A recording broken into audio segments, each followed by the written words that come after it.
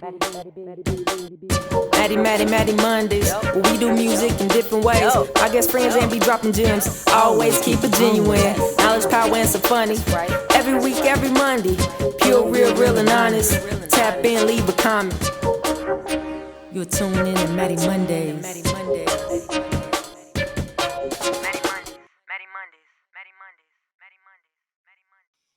All right, so I am here with one of my best sister friends from back in the day from college, Brenda Stanton, who is a mother, a new mother, and we're gonna get into it. We're gonna talk to Brenda about how motherhood has changed her world and just her journey to and through it to this point. So before we get into that, Brenda, can you introduce yourself to the room and tell us who you are?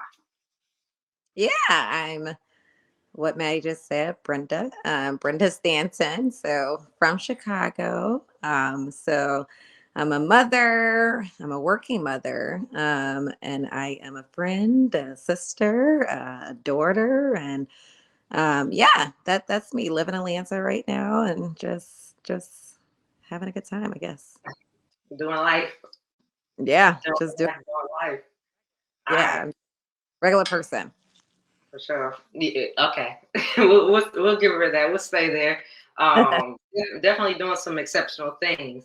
And one of those things is a mother, but there's many more beyond that. And within that. But today, this week, this Mattie Mondays, I thought it would be cool to continue to bring you guys some special people in my life and to honor the day, some special mothers in my world that I've had the honor of one being born to, and then the other mothers that you guys will see me having conversation with, that I've gotten to see their journey, be friends to, be sisters to be. So, yes, we're gonna do it. We're gonna get into it. I'm sure I'm gonna learn a lot, and yeah, you guys will too. All right. So, Brenda, thank you for introducing yourself. Thank you for being here again. So here we go. So to set the stage for you guys, Brenda is a new mom. Well, we're coming up on about 2 years now. 2 years. Right Believe around it. the corner. Right around the corner. two About to years, be right? ready. And it's crazy because it don't feel like it to me. I'm on the outside. No, Um, it went fast. So you're right. It seems like I was just pregnant. yeah, big Yeah. facts. Yeah, big facts. So I'll leave it up to my mom gets to, if you want to say your baby's name and all that stuff. So I'll take your lead on that, and I know naturally throughout. So be conscious of that if that's something you're comfortable doing. But my little friend, but to jumpstart us, how has becoming and being a mom changed you as a woman? Oh, that's a good question. I think that it's changed for the better. I will say that, and I say that in a perspective of like you have like all of these insights from other mothers before you have a child, and you have all these thoughts. And I'm gonna tell you one thing. Having a child, no matter what people tell you, whatever the case is, nothing's gonna prepare you to be a mother, right? Until you get there, go through it on your own and you kind of figure it out.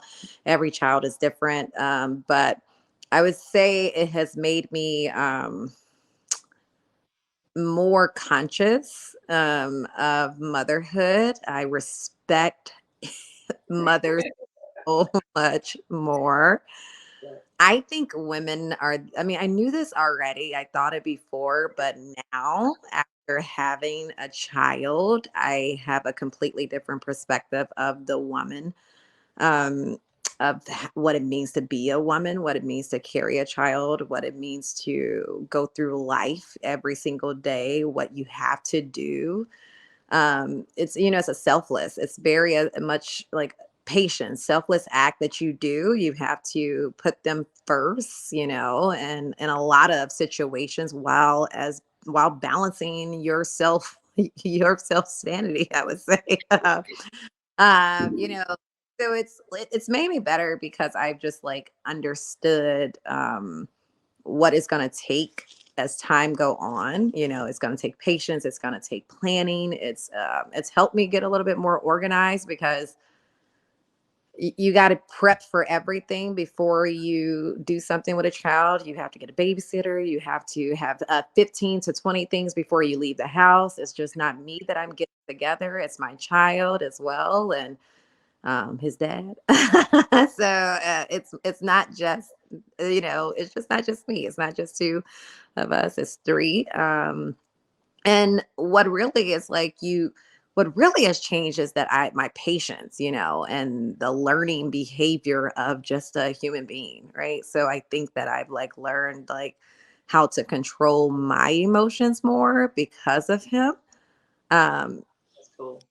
Yeah, I think that's the biggest thing. It's I'm grown, and God, and I think it wasn't a realization until I had him. That you can control your emotions as an adult, but you're really not forced to until you're in certain situations, right? And you also feel some type of entitlement when you're in certain situations that you can say whatever you want to say or you can do whatever you want to do. And with my son, I would say that it's taught me that he has only been on this earth for less than 2 years. He can't really express himself, and when he throws these temper tantrums, or he can't communicate with me the way that I can communicate with him, it has gut check real quick of you have to control your emotions, Brenda, in this situation. You have to control your actions in this situation because he Yeah. cannot control it. So if anything, I mean, I know that was a lot of answering your question, but really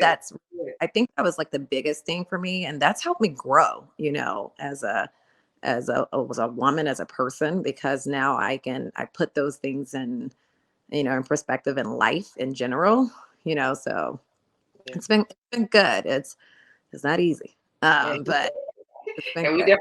we definitely gonna dig a little deeper into that for sure. Yeah. Um, okay, all right. That was a great jump start, and I'm sure a lot of people will find themselves in that. Um, Even being like a caregiver to kids and a coach and stuff. I imagine that's just a fraction of what motherhood feels like. But the interaction with kids is one thing, but the responsibility of a life is I understand is a whole nother thing. Mhm. So yeah, we're gonna continue to dive a little deeper. All right, so we're just gonna jump right into it. What are some of the biggest challenges um we hear, and I don't know if necessarily you frame your patience as a challenge, but I can imagine that kind of being tested and you growing through the test of getting more patient. But what are some other challenges that you found that you faced from uh preconception till now? Um, I think the biggest challenge is still trying to find myself, trying to have a balance and being intentional with who I am as a woman, not just as a mother. I think a lot of people can to relate to this. I'm going to tell you the truth. I feel like motherhood came a little natural to me, from my perspective, and it's because and it's any mother, I think we just love our child, that cliche, oh my God, when you have a baby, this feeling, all that good stuff. Yeah, it's totally true, right?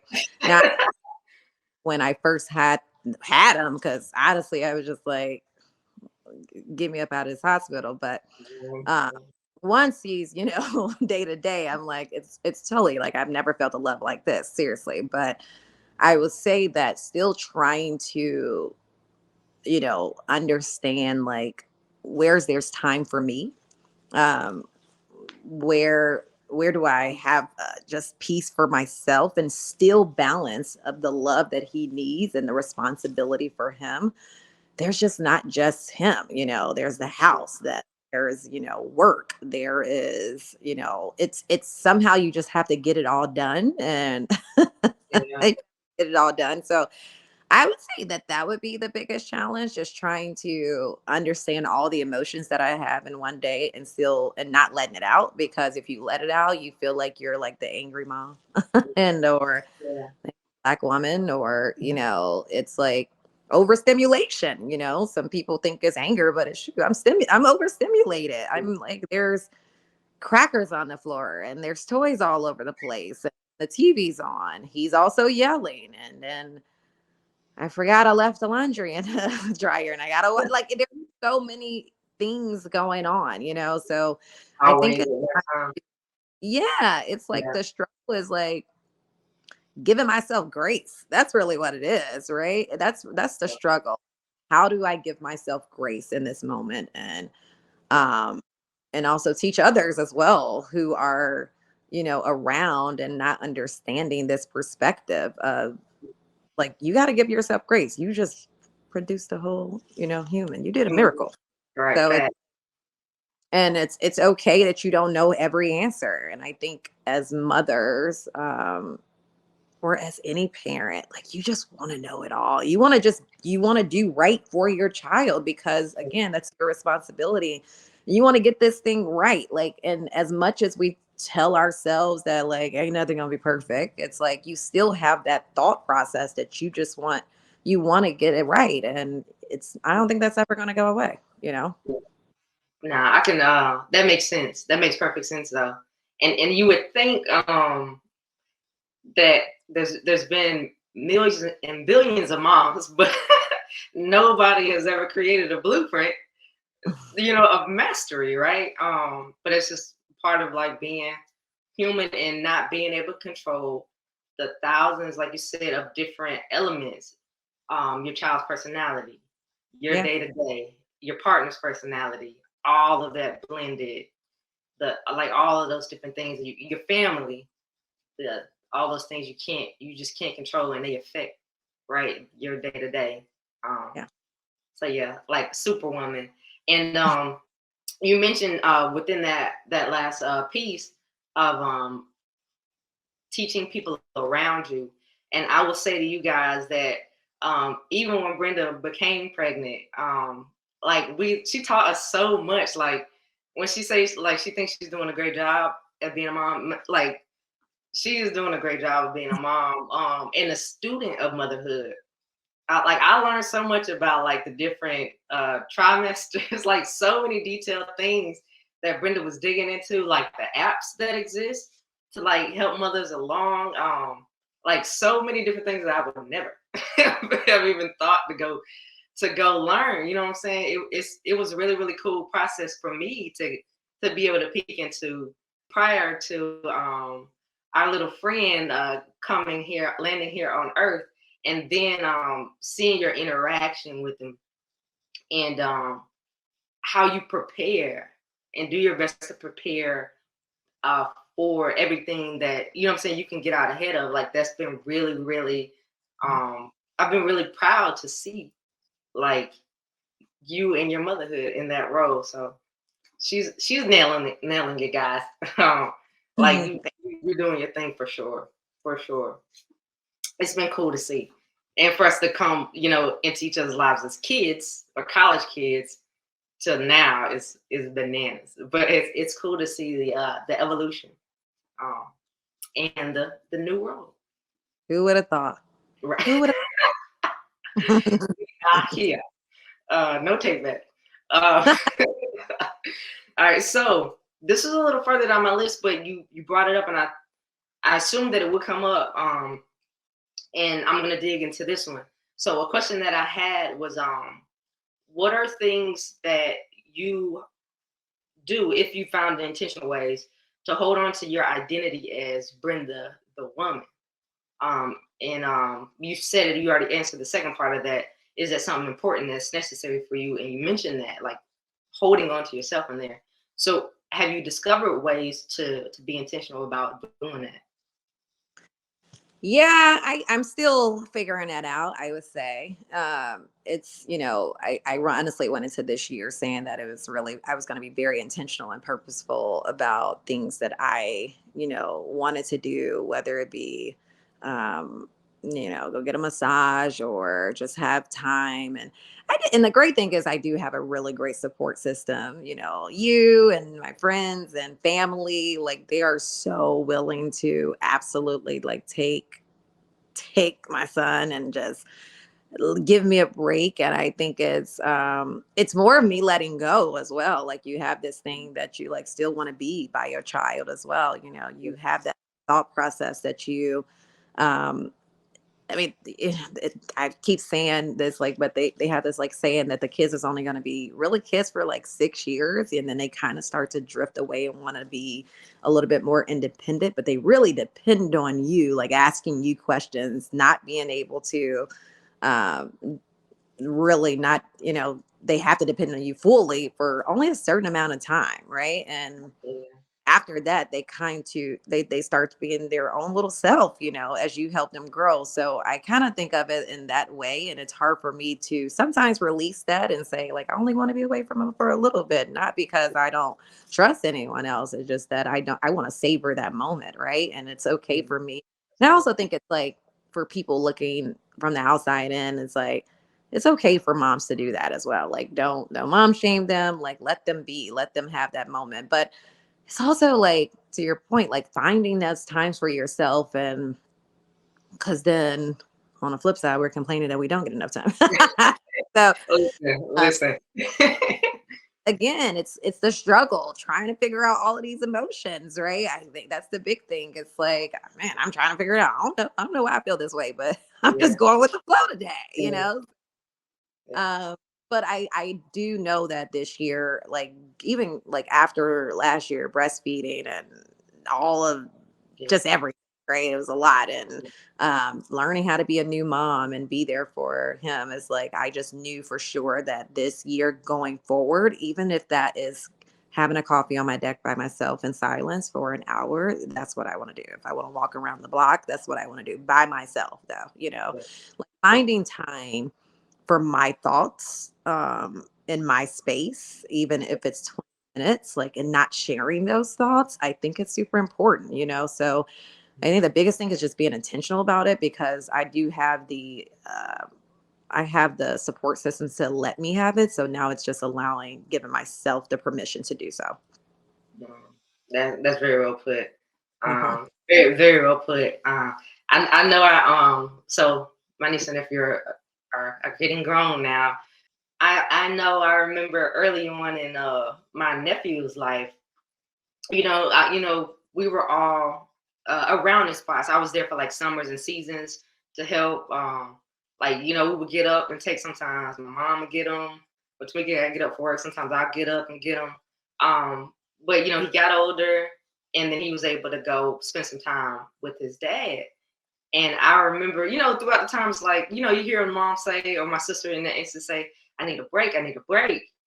And then I saw where he, like it's like when he walked out the door or when he was dropped off, she was not okay. Um, and I was expecting from my ignorance of, and what I'm saying, I'm a kid, I'm college time, that she was gonna be like, girl, let's go, what I'm saying, hair down, relief. But there was a different emotion that I did not expect to come from her. And it was kind of like sadness, or like letting go was like hard for her, him being out of her presence. And I was like, that's different, but it taught me a lot. And it also put me in a position to dig a little deeper, like why was that her reaction? But it makes a lot more sense now that I've grown and then just understood motherhood, and that attachment is like, yeah, I want to break in moments, but I don't necessarily need it in that way. You know what I'm saying? I might need a little distance, like I said, a little time, but I Yeah. don't really. It's different, ways that you might desire that break or distance. And in my mind, it was like, you've been spent, you want to break, but it was not the reaction that I thought. But it was a very very big and good learning experience for me. Yeah, and honestly, it probably was still a want and a need for her. It was just like, how do I bottle all of these emotions that I'm having at once? Yeah. Really like that thought again, like, how do I cope with this? How do I not worry that he like you feel like you have to protect, your child from the world is scary Yeah, place, right? So, um, absolutely. everyone you can't trust with, your child, you can't trust with yourself. So having your child to leave you and someone that carried and, those things, those thoughts, the worst thoughts come into your mind. And, so you just kind of like want to just hold on to it for a little bit, even though the break is probably needed for your sanity. Yeah, Yeah, seriously. yeah. I thought that was interesting, but it made sense later down the line. And yes, this world is a scary place, and not being able to control it. Yeah, I imagine. And I realized when I went off to college, um, why my mom was so anxious all the time when we left the house, because I discovered in college that there was so many things that were not good to get into, and that she had no control over, and that I was very unaware of the world and how things can go left very quickly. And if whatever we had some times where things could have went left, and she would have just had to get a Or call and stop it. we made it out. We made it out. Yeah, thank you, God. We made it back. Jesus. But yes, those are moments in time to where I was like, oh, I kind of started to get a better understanding of the perspective of moms and how it's like I'm grown, but no, it doesn't matter. It doesn't stop y'all's um, say worry. Yeah. You You're still know, my be as grown as possible, but you're still my child, right? So, and at some point we are gonna let go, right? We'll always, let you make your own decisions. I think, like just like our parents did us, right? I think it's at some point you're gonna have to do that. You don't really have control over it, right?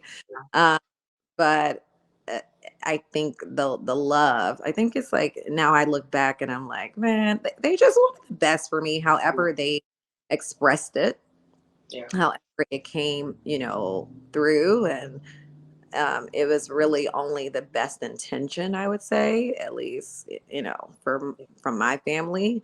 yeah, Whether or not if I agreed or disagreed with it, even till this day, right? yeah. There are some things that we learn from our parents that we may not do, but I think it was the best intention, right? And that's the best thing that you can really ask for, right? Yeah, They were good. They were just really good people.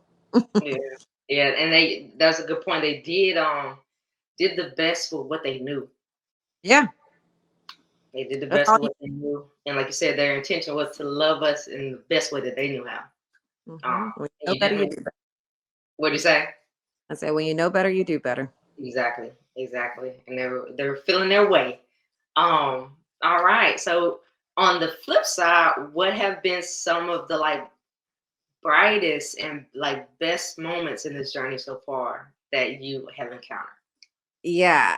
Um, Stop. every milestone, like I love teaching. I think I like talking. Everybody that knows me knows that. But if they know me on a professional level, I think a lot of my friends or even family or close friends have never seen me on the professional level, like actually in action, unless, but I love, like, it actually brings like joy to me to impact someone's, like, life in some way. And I get to do it every single day with him. So um it was, my maternity leave was like the best thing ever, because everybody's like, oh, I hate the newborn. I loved every part of the newborn stage. I mean, seriously, I didn't want to let go of the newborn stage. I loved waking up to him. I loved the breastfeeding part. It was hard. I'm not saying it wasn't. I loved learning about it. I love learning how our body does what it does every single day. I love seeing what I can do, pushing my limits, and then I just love teaching. Like, it was something new. The day that he figured out where his fingers were, the day that touched his toes. I was like, oh my God, he found his toes. Like, and then to now, right? It's like, oh my gosh, my baby just got potty trained and he's not two and he's going to the potty and This is he exceptional, y'all. is like walking and he is running and he is doing a lot. So all He's the sprinting words. now. yeah, like putting sentences together and the waking up every morning when I come into his room and he's like, "Hi, how are you?" Like he literally is like, and it's more of like I'm like it brings me joy of just like, and it also tells me that like, man, it's I'm saying this with very like not any every child is different, but it really tells me if you really are intentional with children, they're like sponges, right? If you're intentional with and patient and kind and teaching them what you want them to know, they will learn, right? And I think sometimes it's scary because you're just like, I don't want to rush this for my kid. I don't know what it is. I don't know, like, what can I do? And should I do this or should I do? I talked to Braylon since he was born, like a grown man, right? So Yeah, I vouch for that. I think that exactly what you're saying. They can receive it. they can. And I think sometimes as us, they're like, they're a child. I'm not telling you to like obviously, bully them or rush them or anything, Yeah. but I mean, just teaching them like day-to-day life things. And I've been doing that since he was born, I think. And I've noticed, like, oh, he caught on, it's not like he just caught on to it, or I just continue to do it every single day, just take those moments to say, like, even if it's like 5 minutes, and I always did it with his age. If it's like he's 1 years old, so I'd be like 60 seconds of this, like 1 minute, that's it. Like it would be just I would do it that way. So it's not a long time, but and their attention span is not long. But I think those were that still is the brightest moment. Like him seeing him grow, seeing him be excited, seeing all the emotions, the tantrums, and then like also like the calming down, like, oh, you can calm down, like the falling out. And then I just say, what's up? Like what's going Yeah. on? You They frustrated? learning. Right. And I'm like, yeah, I get it. I get frustrated too, so and there's also times that I'm like, I have to bring myself back because as I either like, especially when we're in public, but you get embarrassed and stuff like that. And Yeah. Yeah. and man, my child, he's a child. Like it is what it is. Either you're Like gonna if they be don't understand, then whatever. right, but sometimes you do, and also like if you know my child, he is everywhere. Like he is very active, he is very social. Um, he's all over the place, so that's also overwhelming. That is overwhelming. I can say like I love the newborn stage, but this toddler stage, I'm telling you, it's taking me through it. I ain't even gonna lie. I was like, bro, take me back to the newborn stage. I like Yeah, that. he is mobile, 100% mobile. Like, yeah, nonstop. I mean, the energy level is like undefeated, So Yeah. you ever want to know, meet a toddler, man. They gonna put you through it. But I always think anything is temporary is tolerable, right? So Like that. I'm in a temporary moment right now. It'll pass. Like that. She said, I'm gonna make it, child. Pray for me. No, Oh, that's yeah. real. But I love the honesty, and I say that I speak probably a little bit too much more comfortable. But things I say to like my friends and family, and a lot to my sister and my mom is like you can be honest with me about your experience because I'm already knowing. Like it's not I know me. And I've been told some stories about me as a child that I don't even remember, but I believe them. I was a piece of work. I apparently was a little mean little sucker, and having to deal with that, and then two more kids that were ahead of me, and then when they came back, like I know it had to be tough, and then also deal with the world and deal with bills and deal with your emotions, deal with loss, deal with all of these things. Like it ain't easy. And so I don't know. Sometimes you probably be like these little suckers. But I appreciate the transparency of like, hey, this journey, and even though it might be obvious, it's good to hear it from our mothers that hey, I love them, but this ain't easy. And this is where the challenges come in, so that y'all know what my world looks like, and then we can work to be like aids in that. Which leads me to another question, and I might be throwing this out of view, but I like the flow that we're going in. But so how did I phrase it? What is a way that you would say that your community um, can help, and they might be doing it in ways already, but or things that they need to know, actions that they can take that would help you along your journey from even when you were pregnant, things that in hindsight for other mothers that maybe we can become aware of what you guys need in real time. Because I imagine even in real time, when you look back like, dang, I could have used this. Maybe you didn't even realize it in real time. So what Yeah. are some things that us as a community, whether we're moms or not, just for another mom, what can we do to make y'all's journeys more peaceful and better? Listen. Does it? I'm just kidding. No, I think listen to the woman and in that moment, because there's different stages. I think like you need things in different times, right? So when I was pregnant, I wanted to be, I think, included, like don't not include me just because I'm pregnant, you know what I mean? So just like still talk to whatever the case is, but be mindful that I'm pregnant, like that's kind of what it was. But when I remember and being pregnant and not and saying to Bobby, like, I don't want anybody over my house when I have the baby. I just want to spend time with my baby by myself with you, we as new parents and all that good stuff. Girl, bye. So I will say I this. already know. I already know who wasn't with that. Well, I honestly, I told it didn't matter who was, and that's what I mean by listening, right? Like you kind of got to respect people, in their regardless. And I also think that people like they're just like so excited to see the baby, but you really need to respect the mother who just went through labor and like respect her wants, right? Regardless of like respect that, regardless of your feelings on that. And I think that like I have a different perspective. I feel like people that tell me that they want to be involved in my life in a certain way still need to get permission. Like that's not your same thing. That's with anything in life. Like I don't expect to be invited places. Like I don't expect to, I may feel some type of way about it, but like I'm not going to, like, it's okay. Like it's understand, like that's their life. So the same thing, like when you're having a baby, you got to respect the wants and the of the mother at that time, and the perspective of the mother, because they don't know how they're going to feel.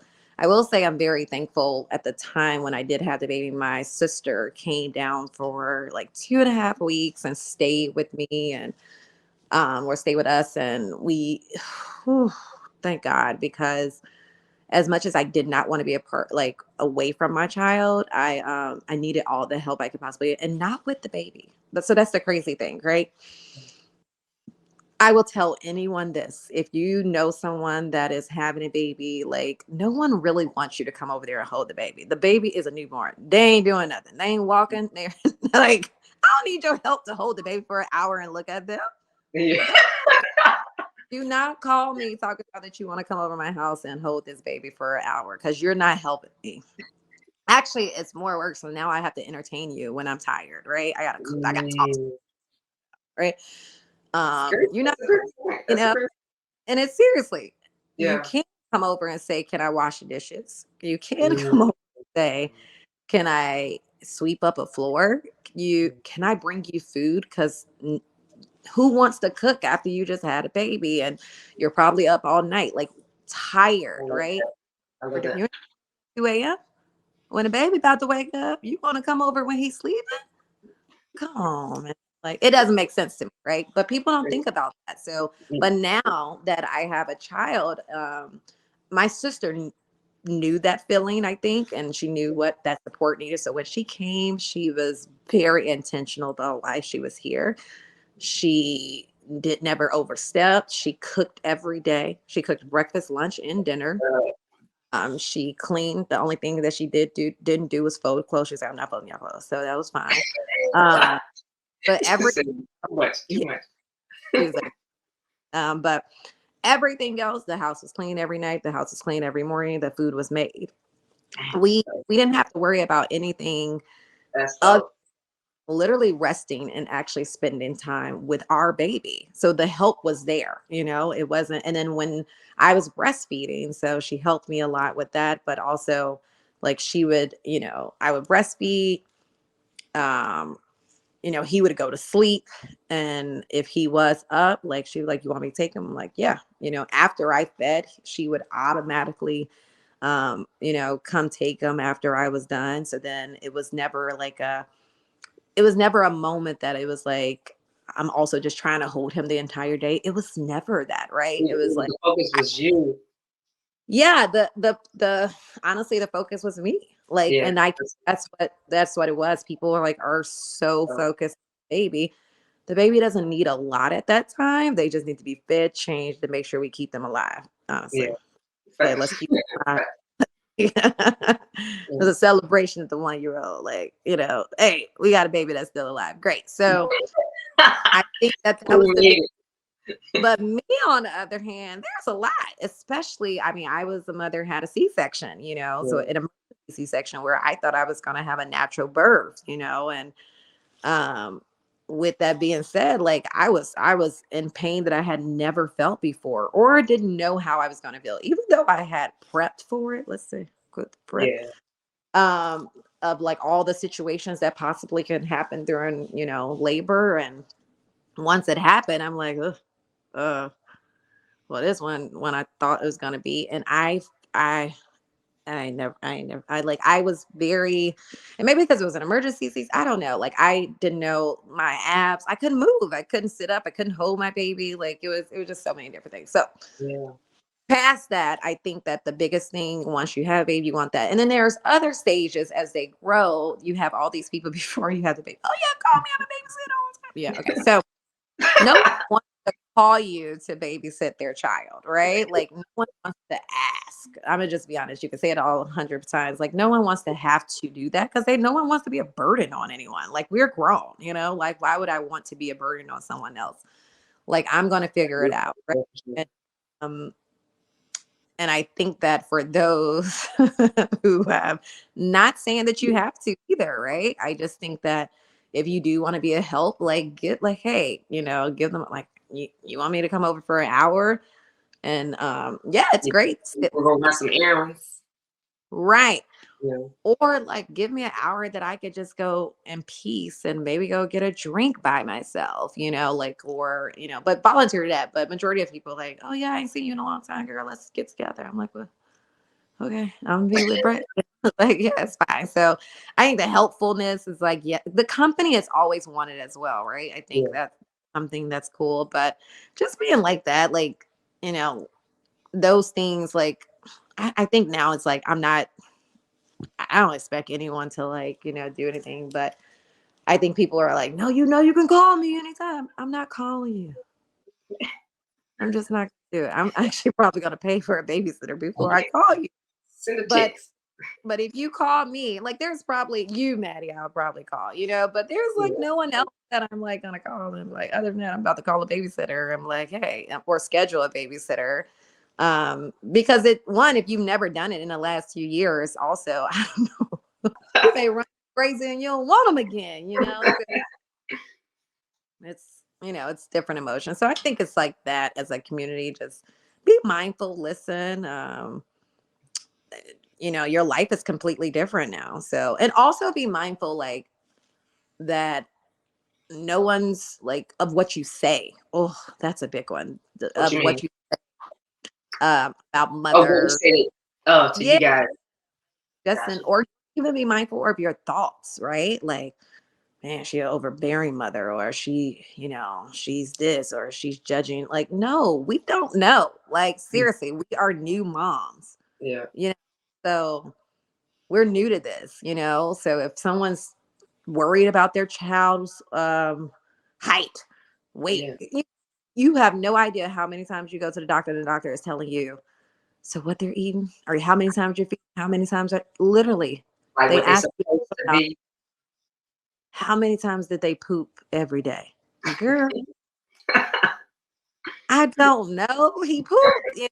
Like, so how many, like, wet diapers, how many boo-boo diapers, how many bottles they getting, how do you expect me not to worry about it when the doctor, who's the expert, is asking me all these things? So if Yeah, I like just talking about it, don't call me a bad mom, don't do this. Like, I'm just trying to again express myself because there's so many other things that are going on. So I think it's also being aware of your thoughts when someone is still learning their new role.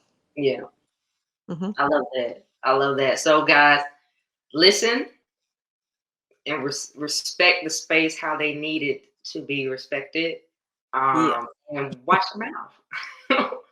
Watch your mouth. Watch- Watch your mouth and your thoughts. yeah. Everything you think don't need to be expressed, uh, Yeah. especially when it's in judgment or critique. And check yourself when you have those thoughts, because until you get in a situation, you don't know how you're going to feel with it. Yeah. Same with me. I mean, I'm sure I was the same way before I had a child. So there you go. Yeah. Nah, it's fair. It's fair though. But it's great to have these conversations, and I'm sure they're being had in other spaces. But I want to make sure I brought that here on Mattie Mondays this week for our community, my community here in this space, to hear it fresh, different ages. And again, I'm not a mom, so I'm still learning. So being in a position of being an observer outside of the role of a mother, I'm definitely learning. And thank you, Brenda, for being here to give us your fresh, new perspective. And then a perspective from a cohort of mine is different too. So that's kind of cool. It's one thing to have a theory, but it's another to know. And I have to do better. I know in real time because I get lost in my own world, and it's like so many relationships that you know I'll be trying to like cultivate and make sure I'm on top of like what is it's one thing for us, it was easier really from my perspective when it's just us four hit the group or hit you and be like, hey, what you doing? But now it's always coming from a mind frame of like, how does Brenda need me to show up? It's still a hey, what y'all doing? But it's in consideration of more things that you got going on, and then also like it's like, am I being considerate? And then also, am I giving like her what she needs? I don't, you know what I'm saying? So it's very interesting to have a cohort mom friend. Um, am I checking in enough? Am I checking in the right way? You know what I'm saying? So it's cool to hear these things and be reminded, because we'll go scurry off with life tomorrow and, you know what I'm saying, get distracted and forget again. But these are great reminders and good insight um, for, I guess my generation and everybody, within and around it, after it, and before it. So thank you for being my guest, and for opening up to the space and sharing a piece of your journey um, that you're Yeah. in the midst of. Anytime. Yeah. Thanks Yeah. for having me. Yes. Thank you. So is there anything before we depart that you would like to leave with the room?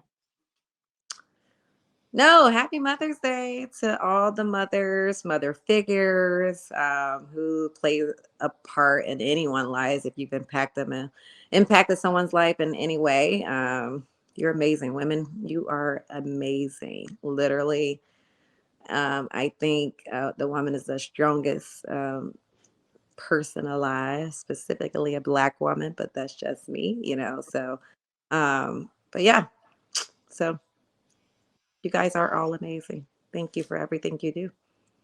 Thank you. I love it. I stamp that. I agree 100%. Thank you guys so much for tuning in. Happy Mother's Day. Yes, and love, love, love to you. And yeah, man, I'm thankful, grateful. All right, Mattie Mondays. So next up, I have a mother that I got to see firsthand, two times around. Tamika Steele, who is my oldest sister. So welcome, Tamika. Thank you. Thank you. Thank you so much, Maddie. Yes. And Tamika, can you introduce yourself to the room? Just tell the people who you are. Um, like Maddie said, I am Tamika Steele. I am her older sister, a mother of two, married for 4 years, from Winston-Salem, North Carolina. Awesome. And thank you again for being with us as my guest for this Happy Mother's Day edition. Thank you. Thank you Um, for having me. yes, again, for those of you who are watching these interviews, I thought that it'd be great to take a moment to speak and sit down with some of the mothers in my life from different generations, um, Mhm, and just get their perspective. Let the mother speak. mhm. So we're gonna get into it again, and we're gonna hear Tamika's point of view from motherhood, being seasoned in the middle range of things, and then we'll have a more seasoned mother coming next. All right, so let's get into it. Okay. So first question: Mhm. how has being a mom changed you as a woman? Well, I'll start by saying my journey to motherhood started at the age of 24. I was graduating from North Carolina A&T State University with a degree in English, going into the teaching profession. And so, I started kind of young. My son was 3 months old when I walked across the stage. Mm. And so immediately, I became responsible for someone else.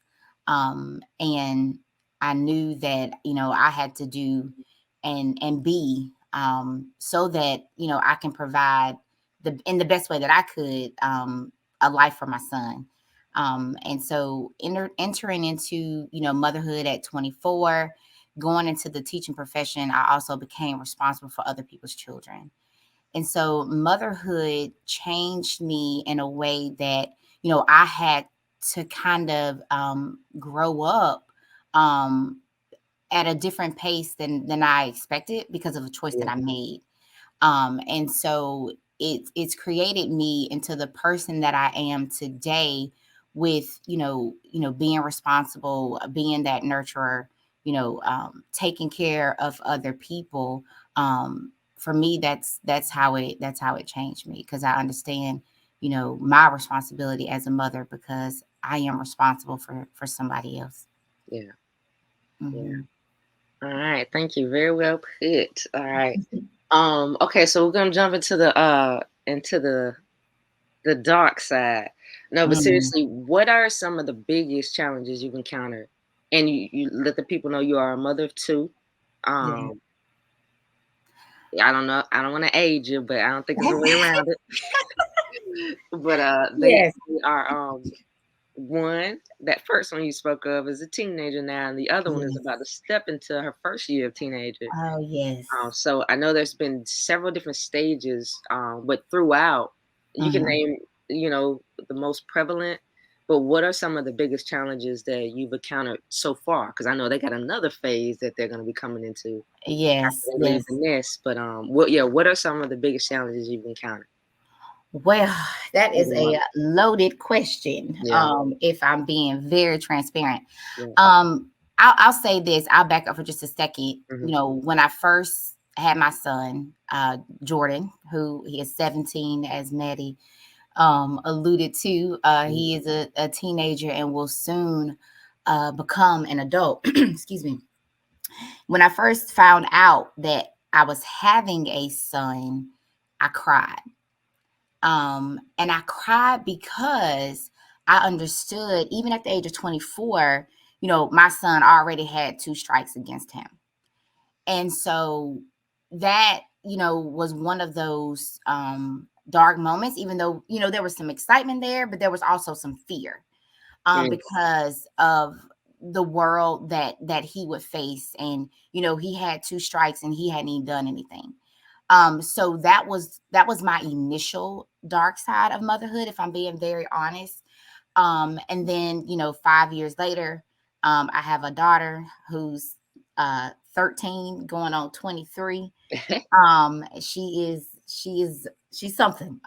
But the challenge that I'm facing is trying to, raise my children in a loving home, trying to protect them from things I don't, want them to encounter at that age. And the harsh grim reality is that I can't.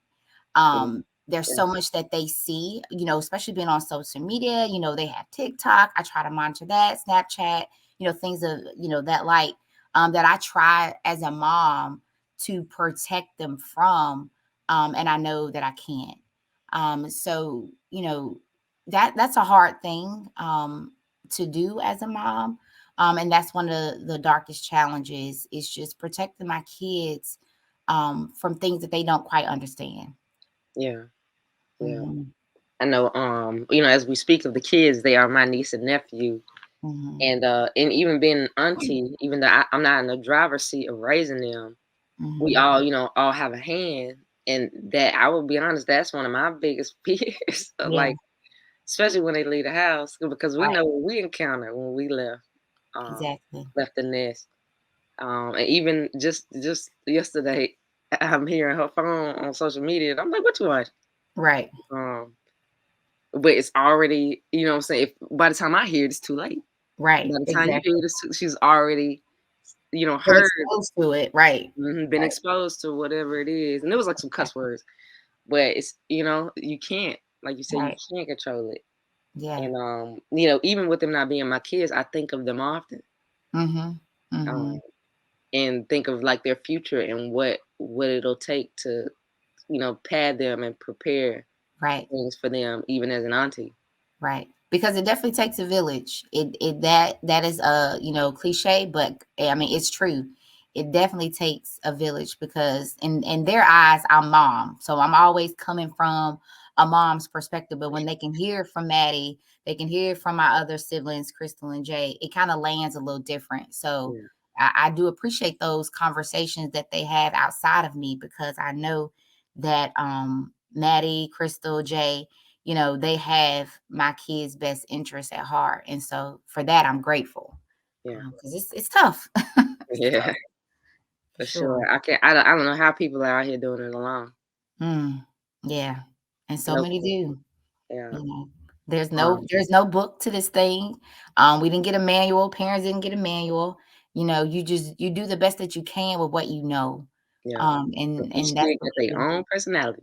Oh gosh, yes. Yes. So even if it was a blueprint, it still wouldn't work. It still wouldn't work. Yep. For sure. Each kid. No, that's something that me and Brenda mentioned in our conversation. And I Hmm. was like, you would think, because there have been billions of moms, right? Right. Right. Billions and Right. billions and billions, that somebody would help figure out. Somebody. But nope. Somebody Yeah. somewhere. Right. You give each other a little bit of game, but Mm, it's mm. still it's still and one of those interesting things where everybody's journey is Different. unique. Absolutely. Um, Absolutely. and everybody's interaction with their child, and each child, if you have more than one, is unique. It's unique. It's Yeah. very very interesting. Because what I found is what Jordan may need, Amira don't. Yeah, And what Amira may need, Jordan don't. So that's a very true statement. And that's the hard part, um, with navigating and being a mom, because each child may not need the same thing. yeah, And you have to kind of figure that out, and kind of maneuver and raise that child in that way. And so that yeah, can be tough at times, yeah. as a Especially if it's not like your personality, for sure. Absolutely. yeah, Absolutely. Yeah. or natural to you, the way they need to be loved. Right. Yeah. Exactly. And you mentioned the word, which is right in line with the next question. You mentioned the word community. Mm. Um, I thought this was a good one, and I'm very interested to hear your response. Uh-huh. But how can your community around you, um, and we can say how has, and Yeah. then also how can your community around you make your journey more peaceful and easier as a mom? I will say my community has and have continued to make my journey peaceful. Case in point, this falls right in line. I know it's Mother's Day weekend, but my brother has taken my son for the weekend. And I'm like, thank you, Jesus. And I love my son, but he's like, let Jordan come down here for me for the weekend. Let us hang out. Let me take him here, take him there. Let's go swimming, those type things. And, my mom, Maddie, has a mirror for the weekend. And we've been hanging. Yeah, hanging out, and they enjoy that. They enjoy it. I enjoy it because I know that my children are in hands that will continue to nurture and love them even if I'm not there. I sleep easy knowing that. And not every mother has that. Not every parent has a community that will continue to, take your kids when you need a moment, or send them a message, I'm thinking of you. Good job at school today. I see you doing whatever, you all have done that since day one. It's funny that you asked that question because we know that, our family has a family group, chat. Yeah. Excuse me. And, every time, Jordan gets, his report card, he he says, tell Mattie and them, meaning my mom, Crystal, and Jay, tell Mattie and them, how what I did on my report card, because Mattie, you have raised that expectation. I can say to Jordan, let me see your report card. Here you go, mama. But it's important. And he said that. Been saying that for years. It's important for Mattie to know first about his report card, and then he can let them know. And so, that community, my kids understand too that they have other people besides mama, besides daddy, who are checking up on them, who care about them, who loves them, And so for me, that has given me strength, that has given me peace, that has given me security, and know that I do have a strong village who's going to love my kids, if I'm not there. You know what I'm saying? Who, I can rest easy in knowing that they'll be okay. Yeah. Yeah. That's what's up. Yeah. I So, appreciate that. No, it is funny. Jordan be doing it. oh, he does it all the time. Every quarter, tell Mattie and them, show Mattie and them my grades. So, Right. yeah.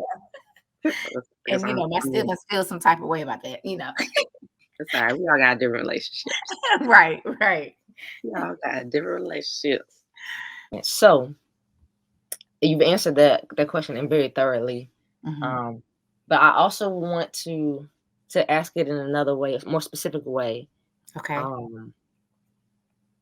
For that moment in time where you had just had your first Mm-hmm. child, and you were learning what you needed, even if it was showing up, you know what I'm saying? And in hindsight, where there's some things through that first pregnancy, that first birth, the first phase of raising a infant to a toddler to, you know what I'm saying, Mm-hmm. to a school age kid, what were some things that your community could have done a little bit better, to show up, to make things easier, or just things that you found that maybe people miss in those moments of the journey, that you needed?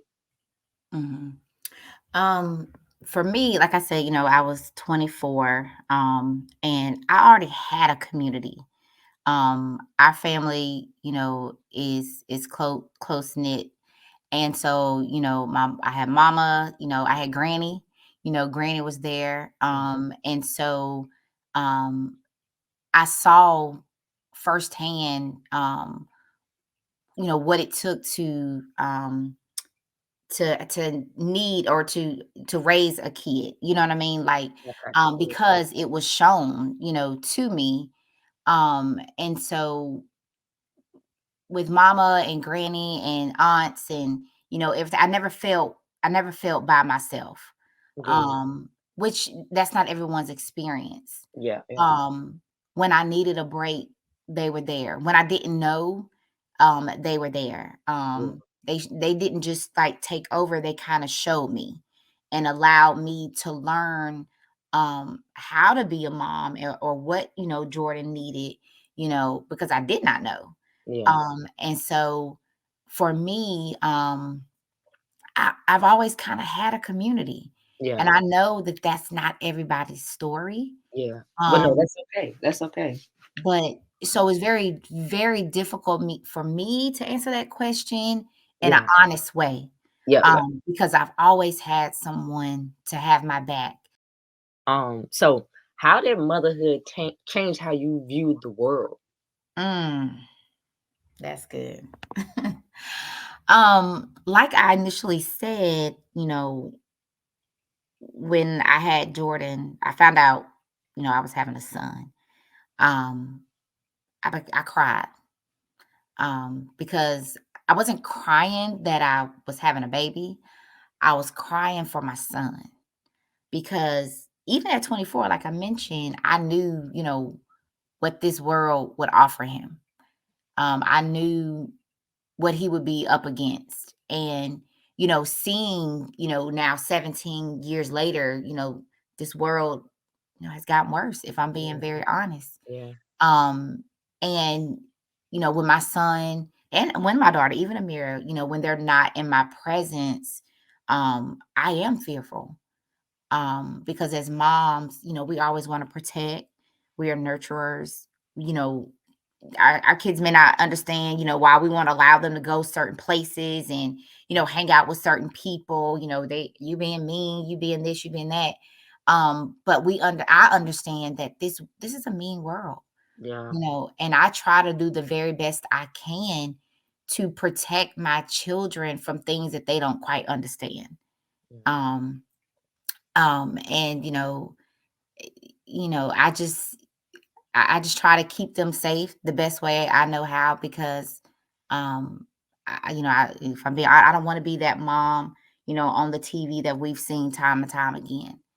And so, I just try to do the best I can as a mom to protect them from a world that they don't understand. Okay. And that's it's funny, not funny that you say that, but it's 100%. I get that because my niece was talking to me about Mhm. um, spending the night in people's houses, and I kind of broke it down to her Right, the right, most clear, but not mhm, like harsh and traumatizing way. right, And I explained to her like, nah, you can't. It yeah, don't work like that. We don't know people's households. We don't know right, people. mhm, So it's gonna take a little time before your mom's comfortable with that. And I gave her options of ways of maybe it could happen. I know you would let certain kids come spend the night.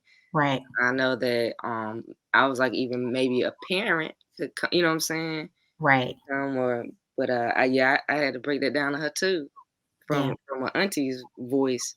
right, Like, nah, that's not no. And not girl happening, I ain't do it either. She didn't just let us stay everywhere. right, They do need to and I know some people and adults be like, it's what I say it is and that's it. But I right, know I was the type of kid that I needed to understand why. right, So I exactly. don't mind explaining why. Right. And as a mom, I had to understand it because growing up, that's what we heard, Yeah, because I said so. Because I said so. yeah, For me, being an educator as well, so that kind of being an educator, working with other people's children and then having my own children. So when kids ask, why, it's not necessarily that they're trying to be disrespectful. They're just trying to understand. yeah. And so I had to unlearn that because again, growing up, mama, why can't I? Because I said so, but Mhm. I just want to understand, because that's how kids learn. So you hit that, that exactly as I was, thinking as a mom too. I just, my kids will ask me, why can't I go? Because Amira, when are you going to let me go to the mall with my friends? Lord, absolutely I not. said, and do what? Absolutely not. When are you gonna drop me? When you gonna drop me off? That's what it was. When you gonna drop me off and let me go to the mall with my friends? I'm not. I'm Mm-mm. not. Nope. And the world is not the same, and they The don't world get is not the that because same. we had the privilege of seeing a different world. Not that Exactly. darkness didn't exist back then, but Right. it was just different. Exactly. Exactly. Well, And we I, could and get that's dropped off at the mall when I was in right. middle school because I did get Right. dropped off at the mall when I was in middle school, Right. but it And just felt like a different right. place. Right. And I'm definitely, and for some, for some people, they may look at it, you're too protective, you're overprotective. Even my kids have told me that, you've overprotective. And that may be true, but I feel like as a mom, I have to do everything that I can to protect my children because they're going to get older someday, Yeah, and they'll see things. And I think, in time and phases, you get to experience new things. And just at the age of 12, you're not getting dropped off at the mall at the age of nah, 12. absolutely not. You're not. You don't even have a Absolutely not. job. Like, no, you're not doing that. It's too much going on. Like you said, this world's too much going on. You're Yeah, not. it's You're different. not. It's different times for sure. Yeah. Um, Yes, it's different. So I'm glad Okay. she asked you that question too. So she got it from my perspective and yours. Yep. Yeah, I explained it, and she And seemed to accept it. yeah, and this is what I mean by going back to one of the earlier questions, that community, that I can leave my children in y'all's hands and we speak the same language. It Yes. may hit a little bit different, but the same thing I told her was, I'm sure, the same thing that you told her, but in a way that she can understand. So that's Yeah. why, community has always been, my family has always been important in helping me, raise my children. So yeah, I'm grateful. Sure. All right. So this is a big one, and I was Okay. interested to hear your perspective. Mhm. But what are things that you do to hold on to your identity as Tamika, the woman? Oh my gosh, that is a heavy question. Somebody need to hire me. Right. What do I do to hold on to my identity as Tamika outside Mhm. of my children, Yeah. outside of my husband? What do I do for me, basically, is what that Yeah. question is asking. Um, oftentimes, if I'm being honest, there are moments where I do forget about me, forget about what I need, because I understood at the age of 24 that I'm responsible for other people, and I have to put those people first. But within this journey, I am learning that if I'm not good for me, then I can't be good for my children. Yeah. I can't be good for my husband. And so I've learned how to take time out for me. Whether that's, and one thing I love to do is go to a store, put my purse in a buggy and go down each aisle. And my favorite store is Home Goods. Oh Lord. And so, but as simple as that may be, that gives me time to myself. And I've learned how to spend time with myself. I go out to eat by myself. And for some time I was like, oh, that's weird. Like, why they sit over there by themselves? Yeah. But there is peace. There is liberty sometimes in being alone. Yes. It gives me the opportunity to rejuvenate. It gives me the opportunity to fill up my cup, because like I said, I'm a school teacher, so Monday through Friday I'm feeding into other people's children. I got 115 kids that I'm constantly pouring into, and then when I get home, I try not to be teacher at home because my kids don't need me to be teacher; they need me to be mom. So I'm Yeah. having to kind of turn that off. And so I'm learning to, if I'm going to be good for someone else, that I'm responsible for, first my children, then my students, then I have to be good for me. So I'm learning to take time out for myself, and whatever way that may look, whether it's sitting in the car by myself and just breathing, or that's going to get my nails done by myself. I've learned that I have to take care of me first in order to be good to somebody else. Yeah. Yeah, Nah, that's real. yeah, because I That's hadn't always real. done that. So yeah, Yeah. Yeah. Me with no dependence. I understand. Even from people, I be needing silence. Okay. absolutely. There is peace in silence. Okay. Silence. Yes. Isolation. Yes. Just Nah, hush.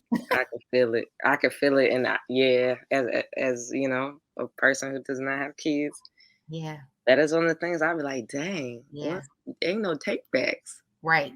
Right. No. Ain't no take No. No. backs. No.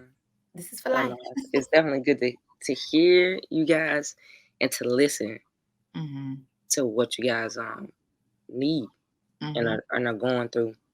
Mm-hmm. All right. So before we depart, is Mm-hmm. there anything that you would like to leave the room with, to talk to different communities, or directly at mothers? Mm-hmm. Um, One thing I would like to share to mothers is just to keep going.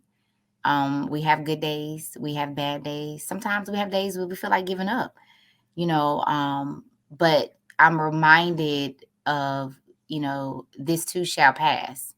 And we do the best that we can. Sometimes it doesn't feel like it. Sometimes it may not look like it. But stay the course. Stay the course. Even when you feel, unappreciated sometimes. If we're not going to always get it right every single time. But as moms, I know that we love hard. And continue to do that for your children. Continue to advocate for your children. They may not, appreciate it now, but they will, and so just keep at it. You're doing a great job. If no one told you, you're doing a great job. Keep doing it. So yeah, that's what I want to share. Awesome. Thank you so much. Thank you, Tamika, for being my guest on Mattie Mondays. Thank you. I'll definitely have you back to where they can see us at some point. But no, this is perfect. I really wanted to get your perspective and hear from you, even though you're my big sister. Yeah. I've never, asked you these questions directly. So that was cool to hear your take and your experience. Yeah. Well, thank you for having me. I appreciate it, Matt. I love you. I'm proud of you. Keep doing what you're doing. Keep making your mark. Because we know that name will be a household name. So thank you. For sure. Thank you. Thank you, guys. And all right, we got one more for you on this special edition, Happy Mother's Day edition of Mattie Mondays. So let's get into it. All right, here we go, y'all. I am back with my final interview for this special Mother's Day episode. My final and my most exciting to me. I have with me my mom, Carol Bethay. And we're gonna get into it. We're gonna get into the questions about her journey in motherhood as my mom, as my siblings' mom. She's a mother to so many others. But yeah, we're gonna dive into it. So, Ma, can you introduce yourself to the room? Yes. Hi. My name is Carol Bethay. I am Mattie B's mom. Also, mother of Crystal, Tamika, and Jeremy. I'm excited to be here. Yes, and if you're a regular, you see her name in the comments every Monday. She she is with us from YouTube and then even previously on Instagram. So she's always in the building, supporting, showing love.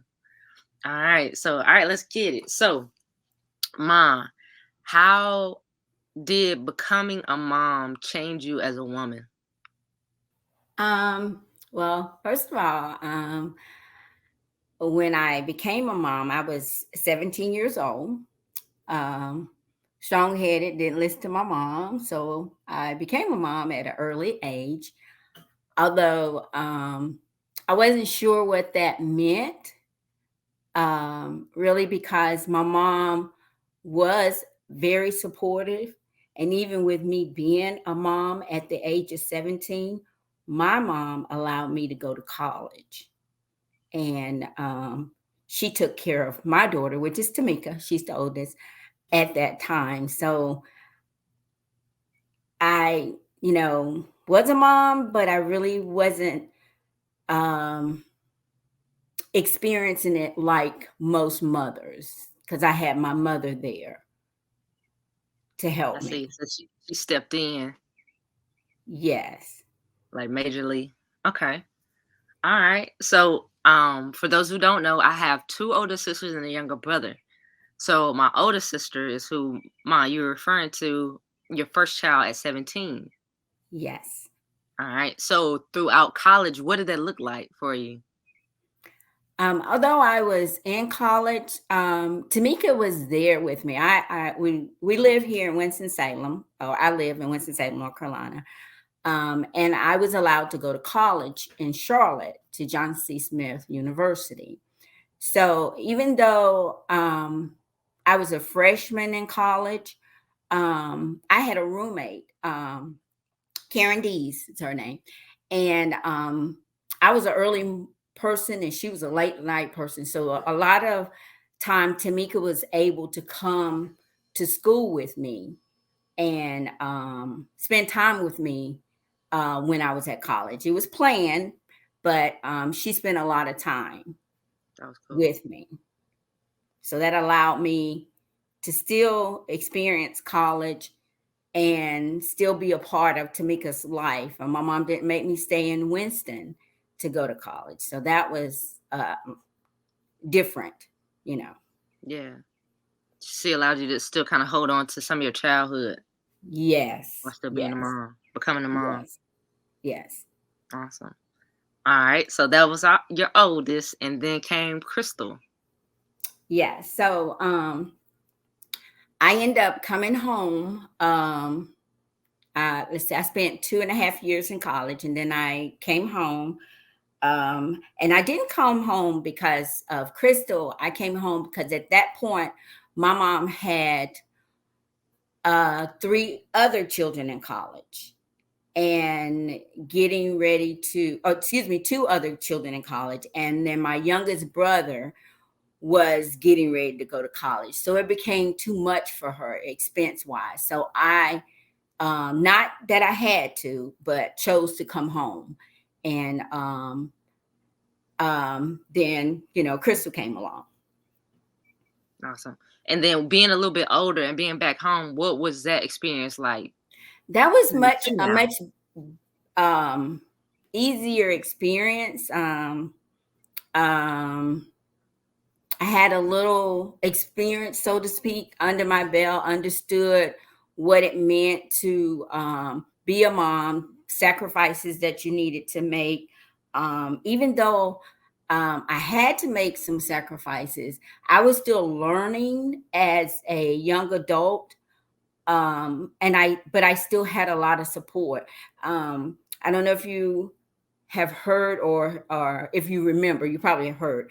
But if you remember the phrase, it takes a village to raise a child. Absolutely. Well, I had that village. I had my mom, my aunts, my uncles. I had a best friend, and her parents and our community. So we had that village there to help with mothering. That's cool.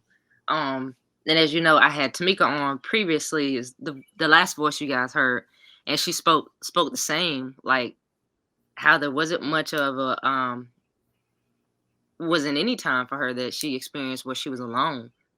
That she always had somebody to step in to lead and to fill the gap where she needed. So that's just kind of our family environment that you guys created. Yes. Even before we got here. Yes, and that came from my parents, grandparents, and even on both sides, my mom's parents, my dad's parents, my grandfather, who was my mom's dad, was in our lives, or in my life, even through adulthood. My grandmother passed away when I was in middle school. But my grandfather was there, and he helped to continue that. He was around when Crystal was living. We called him Papa Willie. Yeah. He was really close to Crystal. He would put her up to things to so that she can and he could have his way. I remember where. I'm trying to think which child was it. I want to say it was Crystal, where he had her tell us that the school was mistreating her, so that we can take her out of daycare and that she can stay home with him, and he can watch her during the day. Right. And it wound up being he got his way, but it was not a good way for him to get his way, because right. Our family as a unit. And it was a church daycare. That's the sad thing about it. But we didn't care. Our family as a unit showed out. Oh, Lord. And so it was not a good thing. But again, like I said, my grandfather, Papa Willie, Willie Dave Ingram, he was able to get his way. Yeah. And it's still maybe not the best example or the most healthy, but an example of how yeah, exactly. Family was there. Exactly. To be in our lives. in a part of our upbringing. Oh, All exactly. right. So then came me. So now you got 3 girls. 3 girls. Mm. 3 girls. Yeah, that was different. And I must say that each one of my children are different, especially the girls. Are their own individuals, and well, most people are, I know, but they're different. All of them are very strong-minded, but very loving and caring. When it all comes back to it, they know how to humble themselves, and I love that about them. Although it can be challenging and can require a lot of energy. So in short, But yeah, so Mattie, baby girl, come along. Mattie, very strong-minded. Bullheaded. You can say it. Bullheaded. Well, I ain't gonna say bullheaded. I'm gonna say strong-minded. But everybody knew.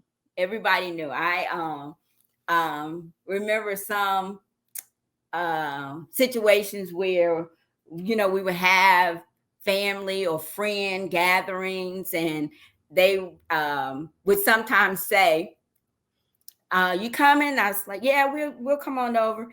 And I remember one person saying to me, is Mattie coming? And I was like, what do you mean is Mattie coming? Yes, Mattie's coming. Why would I not bring my child? But it wasn't that they didn't like Mattie. It's just Mattie was very strong-minded, strong-headed. And so if you did something to Mattie, you better be mindful of watching yourself. Because Mattie would, or could, and sometimes did. She gonna get you back. She gonna get you back. But it was all good. It was all good. She never hurt anybody. Just know that. Good. Thank you for clearing that up. All right. So and then at that time, this was what, mid-20s? Yes, mid-20s. Okay, cool. And then came our baby brother, Jeremy. So now you have 4. 4. And final 4. So having 4 kids, at that point there was Tamika and Jay. It was a 10-year difference in their age, and at that point I was working a lot, but that came from my work ethics, came from my mom. As I was growing up, although we spent a lot of time with my grandmother, we spent time with my mom too, but I remember her always working a lot. A lot of times she would have 2 jobs, working 2 jobs. I remember my mom working second shift at a place called Reynolds, and she had developed arthritis, which made it hard for her to bathe. So me and my youngest sister, Cynthia, would help her bathe before she would go to work, help her get in the tub and get out of the tub. And so with that, her showing us that made put in me that, like, going to work, you don't just call out, you go to work and you push through it. I mean, you have to be pretty much on your back before you call out. Yeah. Or even with the kids, when it was time for them to go to school, a lot of times they went to school with the sniffles or whatever, because that, you suck it up, you push through it. Because to me, that was like, amplify your work ethics. You got to work regardless of how you feel, you push through it. Yeah. So Tamika, I say all that to say is, so with it being a 10-year difference between Tamika and Jay, Tamika took on making sure her younger siblings was okay. Although my mom was there, she took on helping out, making sure they got what they need. And as Jay and Mattie and Crystal got older, then they start taking on other roles. in the house. My mom helped us out. We didn't live with my mom. I would work, drop them off, or they'd be at school. My mom take them to school. And then when I got off of work, I would come get them, because at that point I was working like 12-hour shifts. I would work like 3 days on, 12 hours, 4 days off, 4 days on, 3 days off. And I did that for probably about 10 years. So Tamika, like I said, took on the role of making sure her younger siblings was okay. And then when Mattie and them got older, they all then started taking over roles. That's kind of how Crystal got into cooking. I think when she was in the 8th grade, she would cook, but then by the time she got to the 8th grade, I decided, okay, you now cook, and I would just critique her. But she took on the cooking. And then, of course, Tamika made sure the house and stuff was in order. Mattie wasn't a person that was like, she had a project. Her main thing was her sports in school. She was number 1 in sports, number 1 in school. That was her priority. And I'll give you an example of that. So although Mattie had to keep her room clean, make up her bed every day, she would sleep on top of the covers and put a blanket over her so she didn't have to make up that bed, because that wasn't a priority for her. But her room was clean and her bed was made up. That was just her way of making sure that was done. And of course, Jay, he being the youngest, they didn't make him do nothing. So all right, just like in good old mom fashion, you have found a natural way that you guys do of talking about us. But I want to bring it back to you, because this is Mother's Day. Mm-hmm. And I want to focus on you guys, on you, and ask some questions I've never asked you. Okay. But that was great in that, and you went right into the next question that I reserved for today to ask my guest was how your community around you made your journey more peaceful and easier.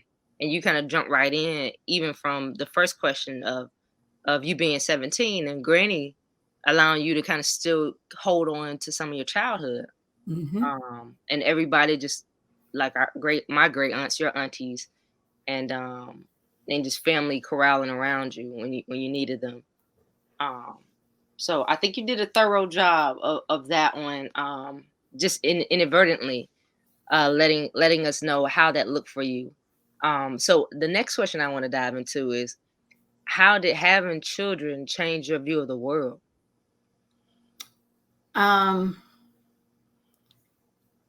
don't know, you kind of become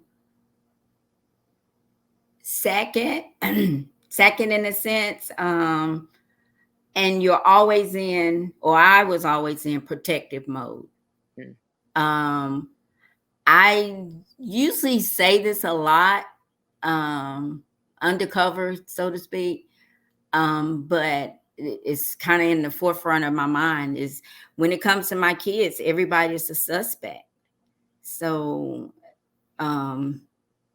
it kind of, coming up, or as you start seeing the world and how things are, and you're hearing about this or hearing about that, not always good, but not always bad, but you kind of drill on the bad things a lot of times. So you kind of shelter and pull back when it comes to, making sure you're not or your kids are not a statistic. Yeah. So I guess if I had to sum it up, when I look at it, I'm on guard. When I look at the world, I'm on guard. Okay.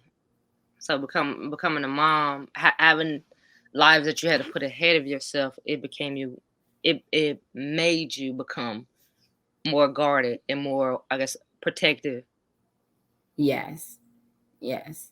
Yeah, 100%. And I could speak to that. And me and Brenda kind of a piece of our conversation, we kind of chuckled, and not at that, but just in her experience of realizing that, yeah, I don't really want to like, I don't ever see a point where I'm not in protective mode. And I took a moment to, you know, reflect of when we were off to college, that being a moment where I realized, oh, I see why my mom is so protective, because Mm-hmm. that's when I got to start to see what the world, because I would say I lived a pretty sheltered life. So going off to college, I got to see what the world looked like, and that was just, you know, just a piece of it, because I learned a lot more when I went off into the real world. But I got to see how things could go left, like darkness. Yeah. I got to see how everybody's household wasn't the same as mine. I got, you know what I'm saying? I got to learn what it is that you were trying to protect us from all along. Yes. It's those. My mom has always prayed this prayer, and then I started praying the prayer, and Tamika and y'all pray it, and now she's teaching my grands to pray the prayer. And that prayer is, God protect us from seen and unseen dangers. Yeah. Because a lot of times we don't see, you know, he knows. So yes, that's those are the things that as a mother you're always thinking about, but or you think about. I ain't gonna say always, but you think about.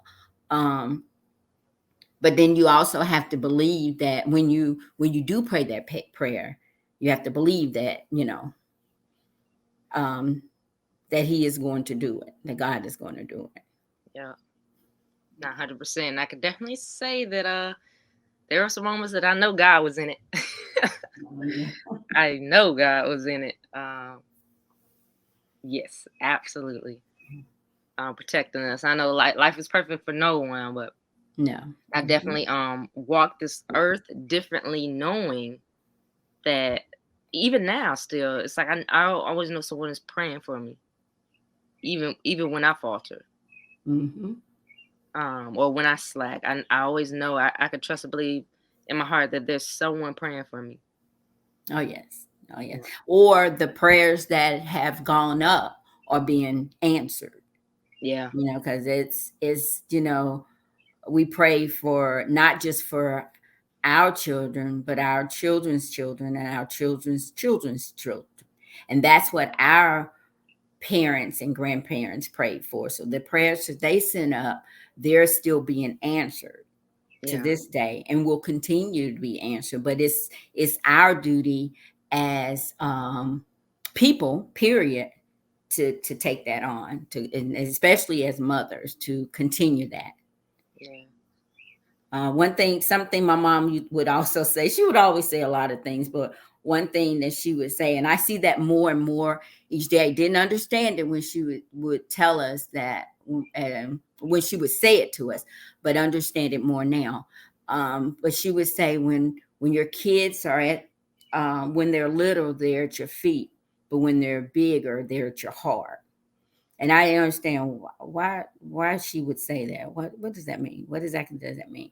And my interpretation or what that means now is, when they're little, I could, I had more control because I can make decisions. But then when they get bigger, I can only pray. I mean, you can speak your thoughts, but they're adults now. So you just got to trust and believe that, everything is going to be okay. So that's at your heart. Yeah. And I want to kind of turn the mirror back on you a bit. But what are things that you do as Carol, the woman, to hold on to your identity outside of being a mom? And what were some of the things you did early on too? Uh, what do I like to do? Like what makes me happy or what fulfills me? Yeah, and what differentiates the role, like whether it's doing some things to get away and be alone, or holding on to to certain moments or activities that it's like, okay, this is not me going to the grocery store as a mom getting dinner for everybody. This is me going to the store because I want to get away, and Right. it's relaxing for me, and it's a place I like to go to relax. Uh-huh. So What are some of those things? And have you been intentional? And maybe you haven't. Have you been intentional over the years to reserve those spaces for yourself? I think now I'm kind of growing into that. Because I feel good. I'm at a place where I feel good that you all are okay. But what I like to do, what really makes me happy, is being in the yard. It's just something about digging in dirt. Um, Y'all laugh at me, or I have to bring up one incident where Jay came home and he decided he was going to cut the grass. Mom gonna cut the grass. I'm do this, do that. And I have a strategy on how I cut my grass because it can be The yard. overwhelming. It can be It's a a big lot, my yard, yard. But Jay decided he was going to cut the grass. And at some point halfway through it, he sits down in the middle of the yard and said, "Oh my God," and decides to tell me that you ain't cutting the grass no more. But and I guess he looking like you too old to be cutting the grass. I guess that's what his thought was. Oh my God, this about to kill me. I know this is too much for my mom. Um, um, but that's what I like to do. I like to cut the grass. I like to be in the yard. I mean, I had a yard man, a man that came and cut my grass every 2 weeks, and he did a great job and all that. But it was like, okay, then what am I doing? What that's something that I like to do, and Yeah. I've now given it up to pay somebody to do it for me. So Yeah, that's but why I you cut my enjoyed grass. it. Yeah. And I did. I enjoyed it. I enjoy being outside. I enjoy going out to snop shops and just looking. I don't Those, necessarily have to those buy are something. those are thrift stores for those who don't know. Oh. And I'll go to 5, 6 thrift stores in a day. Like I'll get up early on the Saturday morning and drive out to like Lexington, which is like 30 minutes, and go from Lexington to Kernersville, and that may be another 40 minutes, and then from Kernersville to Winston, another 30 minutes, and just go to different shops, just looking at things, secondhand things. And I like shopping at the mall too, going buying new things. But it's just something about old antique, vintage things that I like. Yeah. And and you would see it if you came to my house. So yes, that's one of the things I like to do. Cool. Yes. And we don't all be laughing at her. I'll be out there in the yard too. Oh yeah. That's true. Crystal. I ain't more no yard though. Crystal called herself sometimes trying to beat me to the punch. Because her theory is it's a lot too. Yeah. But I'll wait till when I know she's going out of town, she'll say, "Mom, I'm cut the grass." I said, "No, it can go a couple more days." And I know maybe she's traveling or gonna be here or there. And then I'll get up early and I'll cut it, or I'll come home from work and I'll cut it. And she'll pull up. I told you I was gonna do it, but that's what I like to do. So I'll sneak in and do it because she'll do it. And I mean, she's doing it because she don't want me to do it, but I do it because that's what I like doing. Yeah. I enjoy doing. Now, my aunt said I think to Mattie, and Mattie repeated it to me probably a couple of months ago. She said, and Mattie, you correct me if I say it wrong. Why am I going to let you do something that I can do myself? Yeah. Yeah. Is that how it was quoted? That's about right. Yeah. So and how I took that from her, and how I utilized that. If I stop doing things I can do for myself, then I'm giving up myself. So let me do it. As long as I can do it, let me do it. Now there may come a time where I can't do it anymore, and I'm thankful that you step in, but long as I can do it, let me do it. Yeah. No, this is a great example. I'm glad you brought this up because speaking to Brenda, a big thing that she said that people can do as a community to continue to help mothers is to listen.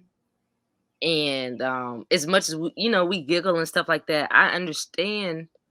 And just from you telling us as well, and just paying attention, I understand the importance of like what you said, allowing like you to do what you love. Because I can imagine somebody come trying to take from me or telling me, no, you don't need to do things that I love to do.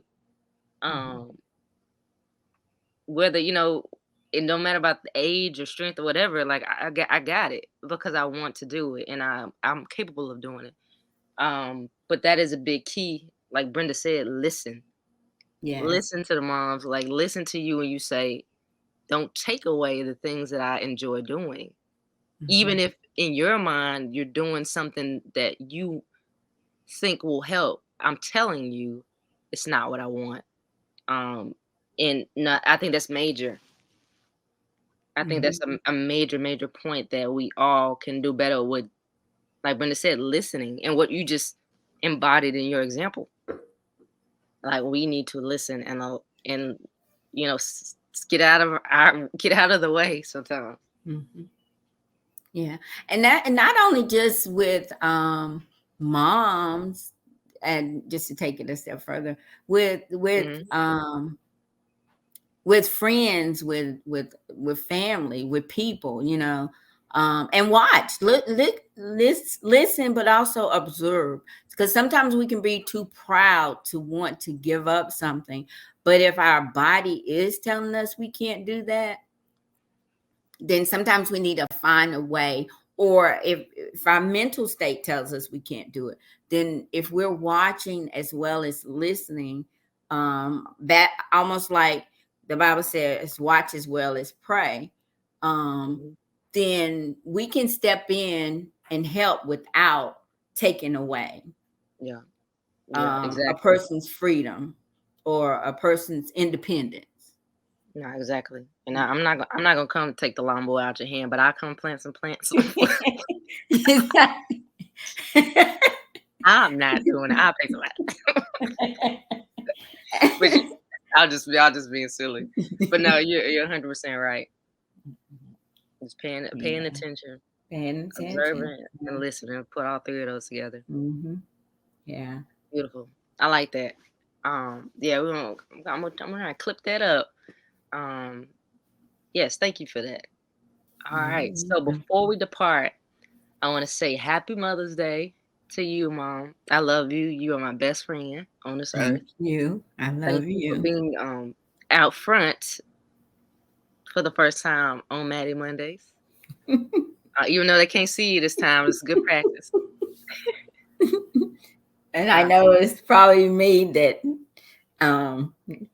not being, I don't like being out front. I rather be behind the scenes, helping and making sure everything goes well, opposed to being out front, being supportive. Because I receive a lot of support in my life, have received it, still continue to receive it, and I'm appreciative of it. Of the support. I tell my kids a lot. I am blessed. I am blessed. I am blessed. I have 4 beautiful children. Every last one of them are different. Great. And when they ask me, or Crystal probably the one that asks me all the time, I'm your number one or whatever, however she put it, who you love the most or whatever. And I'll say the one I'm talking to, my favorite. I think the one I'm talking to at the time, that's my favorite. So if I'm talking to you, you're my favorite. I talk to her, she's my favorite. Everybody my favorite. Yeah, we know Crystal got it. Crystal got it. but Crystal is a heart. Crystal's very loving. But I always tell all of y'all are different, and I'm thankful for that. My uncle always told me, if you can raise a household or run a household, you can run anything, a company, a business, whatever. If you can run your household, you can run anything. So remember that if you can run your household, you can run anything. And I've taken that with me. That helped me get to my first manager role, and then took me to a regional manager, and then brought me back to where I am now.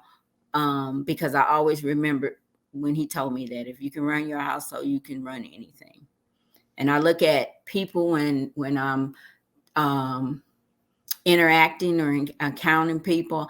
I use my kids as an example of I have 4 children under one household, but every last one of them are different. So if you're in a business and you have 20 people and they came from different households, then of course they're going to be different.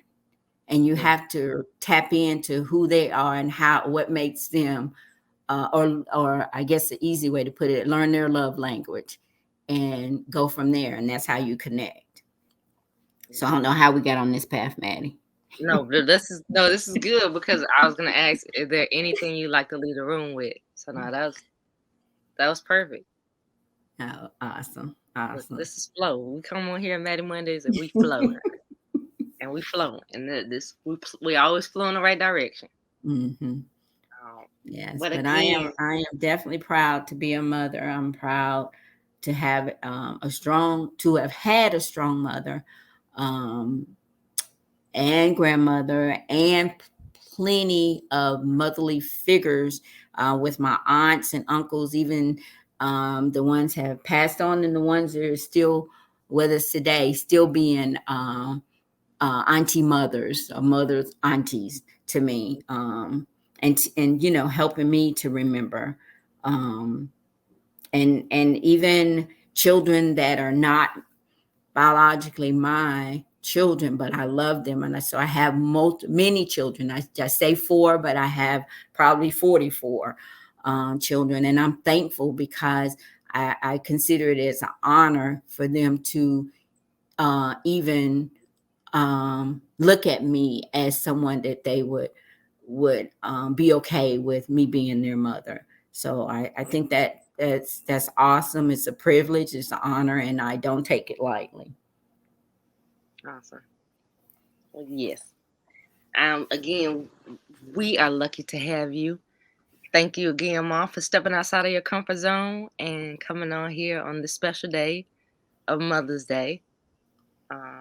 We love you. Thank you for all the mothers that are listening, for all the women who step into that nurturing role throughout life. We are thankful and grateful. You guys are the foundation of this earth. Yes. Thank you to everybody who's listening, that takes the time to like this video and to comment, and just to share this love, spread this love around. I pray that for those who are walk that journey day to day, to stay encouraged. For those whose mothers have passed on, to continue to love on their spirit and what they left behind. And for those who may find themselves there in the future, to know that you got it. You can get through it and you'll figure it out. And nobody's perfect, but you can, do the best that you can. That's all that I believe that God requires. So true. Awesome. All right, love y'all. Thank y'all so much. This is Mattie Mondays, where we do music in different ways. And this week, we loving on the mothers. Have a great week, and thank y'all so much. Thank you. Bye-bye.